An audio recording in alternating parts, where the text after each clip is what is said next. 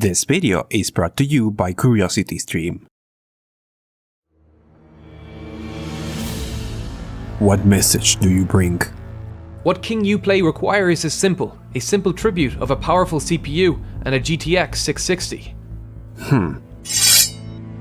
I think a dual-core Athlon will do just fine. That thing on a 2018 game, that is blasphemy, that is madness. Madness? This is the LowSpecGamer! The new Assassin's Creed game, huh? All the glory of the past? With all the PC requirements of the future.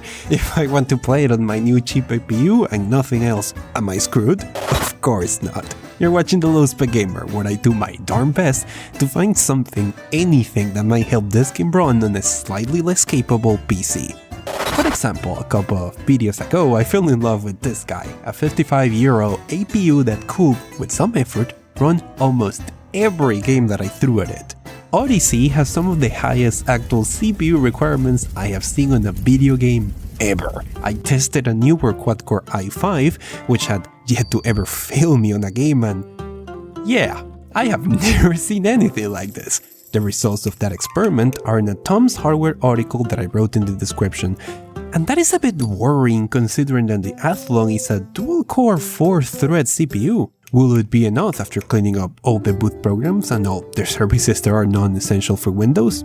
We're going to find out, but in the GPU department, there is definitely more that we can do to give as much space as possible to the integrated Vega graphics. We're going to start from the lowest graphical preset, but for some reason that leaves anti-aliasing on, so be sure to disable that too.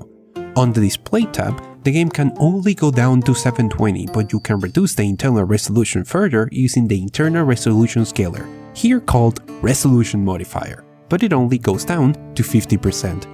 Let's get a bit deeper. The configuration file for this game is in your Documents folder and then Assassin's Creed Odyssey. It's called acodyssey.ini. Three things here are of note. First, you can drop the texture filter into 0. Second, even on the lowest settings, you can see a bloom effect that happens when the light goes through a hole or bounces off an element or the sun reflects in the water. Interestingly, you can disable that one by setting bloom to 0. All of it is just gonna be gone. Finally, as previously mentioned, the setting only allows the internal resolution to be dropped to 50% of the external resolution. But with the pixel density variable, you can go to pretty much any percentage. Let's drop it to 40% and do a bit of a test. This is the Acropolis of Athens, the jewel of the cradle of Western civilization. And this...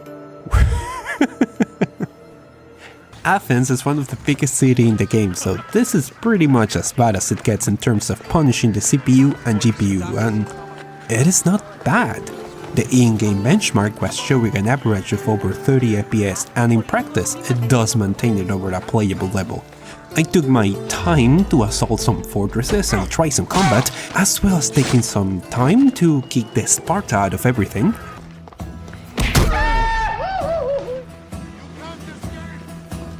But on regular play, it seems the integrated GPU actually has more than enough space on this resolution to do anything. You might raise the internal resolution if you want, and it will still work just fine.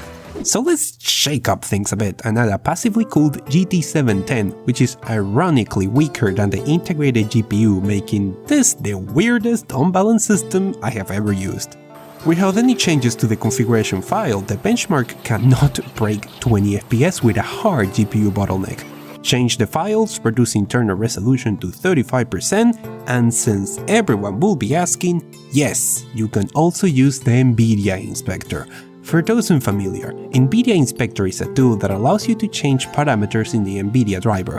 What I have been unable to find something this effective for all games in AMD, for NVIDIA GPUs you can load the profile associated with a game by name and disable power savings, and then you can completely destroy your game's textures by setting super sampling to AA mode replay mode all, and then raising the DX LOD bias.